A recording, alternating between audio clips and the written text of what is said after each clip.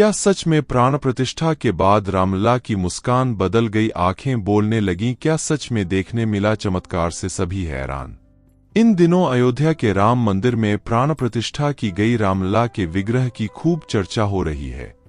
Social media पर रामलला की दो छवि शेयर की जा रही है, एक प्राण प्रतिष्ठा से पहले की, दूसरी पूजा के बाद की। विग्रह में दो फर्क साफ दिख रहा है। गर्भगृह में रामलला की आंखें सजीव जैसी दिखने लगी हैं और उनका बाल सुलभ मनमोहक मुस्कान भी निखर गया है। आखिर यह चमत्कार क्यों हुआ? अगर ऐसा हुआ तो क्या आपने नोटिस किया? दोस्तों, आपको यह वीडियो अच्छी लगे तो लाइक, शेयर और कमेंट में जय श्री राम जरूर लिखें। राम मंदिर में प्राण प्रतिष्ठा के बाद रामलला के मूर्ति का स्वरूप बदल गया। रामलला की मूर्ति गढ़ने वाले अरुण योगीराज ने बताया कि जब उन्होंने प्राण प्रतिष्ठा के बाद रामलला के दर्शन किए तो मंत्रमुग्ध रह गए। उन्हें भरोसा नहीं हुआ कि रामलला को उन्हीं ने गढ़ा है। प्राण प्रतिष्ठा से पहले वह 10 दिनों तक अयोध्या में ही रहे। उन्होंने कहा कि गर्भगृह में प्राण प्रतिष्ठा के बाद रामलला के विग्रह के भाव बदल गए। उनकी आंखें जीवंत हो गई और होठों पर बाल सुलभ मुस्कान आ गई। प्राण प्रतिष्ठा के बाद उनके विग्रह में देवत्व का भाव आ गया। प्राण प्रतिष्ठा के साथ प्रतिमाएं प्राणवान हो उठती हैं। रामलला इस विश्वास पर खरे प्रतीत हो रहे हैं।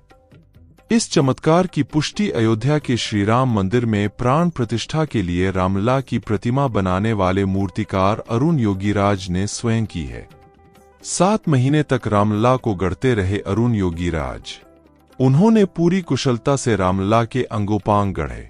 वह न केवल 5 वर्षीय बालक के अनुरूप रामलला के उभरे गाल और राजपुत्र की तरह सुडौल चिबुक गढ़ने में, बल्कि प्रतिमा की श्यामवर्णी शिला को पंचतत्व से निर्मित सतह का स्वरूप देने में भी सफल रहे। चेहरे की भंगिमा से लेकर संपूर्ण प्रतिमा की मुद्रा, बालों की लट से लेकर आभूषणों का सजीव अंकन और नख से शिख तक संयोजन संतुलन से युक्त प्रतिमा कलाकृत्रिमता की पूर्णता की परिचायक के रूप में प्रस्तुत हुई। तथापि यह प्रतिमा ही थी।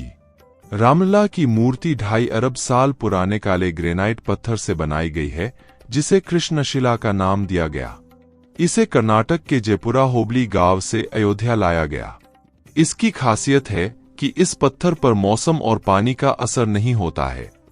अगर विग्रह पर दूध या जल से अभिषेक किया जाएगा तो भी कृष्णशिला पानी नहीं सोखेगा।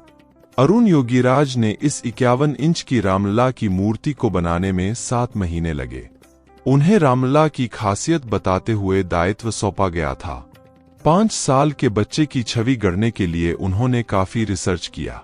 शिल्पशास्त्र की कई किताबें पढ़ी। मुस्कान और हावभाव समझने के लिए स्कूलों में जाकर बच्चों से मिले। कई स्केच बनाए। कृष्णशिला पर हाथ आजमाने से पहले उन्होंने टेक्नोलॉजी का सहारा भी लिया। अरुण योगीराज इसे बनाने के लिए आधी रात तक जगते रहे। 5 साल के रामलला को बनाने के लिए बारीकियों का ध्यान रखा। इसके बाद भी वर्कशॉप में रखी मूर्ति की छवि और प्राण प्रतिष्ठा के बाद विग्रह के स्वरूप में फर्क साफ नजर आया। कहीं अधिक प्रत्यक्ष हो रहे रामलला। रामदिनेशाचार्य जगद्गुरु रामानंदाचार्य स्वामी रामदिनेशाचार्य के अनुसार यह कोई नया विषय नहीं है। राम जन्मभूमि के रामलला, हनुमानगढ़ी के हनुमान जी, कनक भवन के कनक विहारी विहारिणी और दोनों देवकाली में स्थापित देवी मां के विग्रह भी बोलते प्रतीत होते हैं। रामलला को 496 वर्ष बाद अपना वैभव वापस मिला है। यह उनका अनुग्रह है और हमें अपना घट सीधा कर उनके कृपामृत का पान करना चाहिए। यह जानकारी आपको कैसी लगी? अच्छी लगी हो तो लाइक, शेयर और सब्सक्राइब जरूर करें। धन्यवाद।